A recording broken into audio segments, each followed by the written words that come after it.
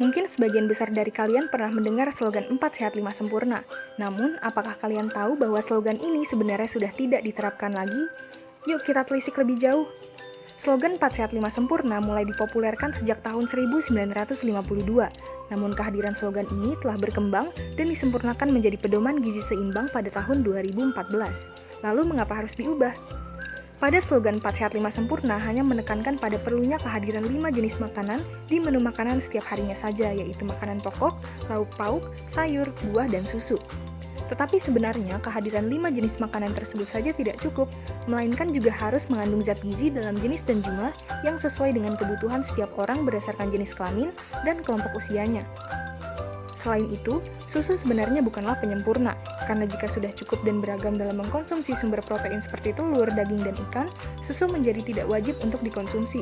Serta pada slogan 4 Sehat 5 Sempurna juga belum menekankan pentingnya konsumsi air mineral, sehingga 4 Sehat 5 Sempurna harus diganti dengan pedoman gizi seimbang. Nah, jadi apa sih itu gizi seimbang? Gizi seimbang merupakan susunan pangan sehari-hari yang mengandung jenis dan jumlah gizi yang sesuai dengan kebutuhan tubuh. Prinsip gizi seimbang terdiri dari 4 pilar yang pada dasarnya merupakan rangkaian upaya untuk menyeimbangkan antara zat gizi yang keluar dan zat gizi yang masuk dengan memantau berat badan secara teratur. Pertama, mengkonsumsi aneka ragam pangan. Kedua, membiasakan perilaku hidup bersih. Ketiga, memantau berat badan. Lalu keempat, melakukan aktivitas fisik. Selanjutnya, dalam ilmu gizi dikenal 5 macam zat gizi, yaitu karbohidrat, lemak, protein, mineral, serta vitamin. Seberapa penting sih gizi seimbang itu? Gizi seimbang sangat penting untuk diterapkan dalam kehidupan kita.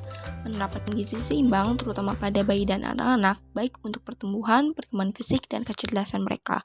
Dengan menerapkan gizi seimbang juga dapat meningkatkan imunitas sehingga tidak mudah terinfeksi penyakit dan meningkatkan produktivitas. Menerapkan gizi seimbang juga dapat mengurangi risiko terkena penyakit kronis atau tidak menular seperti penyakit jantung, hipertensi, stroke, dan juga diabetes. Selain mencegah terjadinya kelebihan berat badan atau kelebihan gizi, penerapan gizi seimbang juga mencegah terjadinya kekurangan gizi. Kemudian dalam konsep gizi seimbang ada yang namanya isi piringku. Isi piringku merupakan aturan pembagian jenis dan kuantitas makanan dalam satu kali makan. Isi piringku yang pertama adalah makanan pokok. Porsi makanan pokok yang dianjurkan adalah 2/3 dari setengah piring.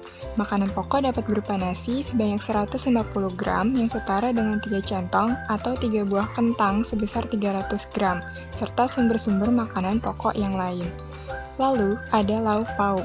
Porsi lauk pauk yang dianjurkan adalah 1/3 dari setengah piring. Terdapat lauk pauk hewani seperti telur yang berjumlah 1 butir dan juga lauk pauk nabati seperti tempe yang berjumlah 2 potong, serta berbagai lauk pauk lainnya. Kemudian ada buah-buahan. Porsi buah-buahan yang dianjurkan adalah 1/3 dari setengah piring. Buah-buahan yang dikonsumsi dapat berupa pisang sebanyak 1 buah atau jeruk berukuran sedang sebanyak 2 buah, serta beragam buah-buahan lainnya. Yang terakhir adalah sayur-sayuran. Porsi sayur-sayuran yang dianjurkan adalah 2/3 dari setengah piring.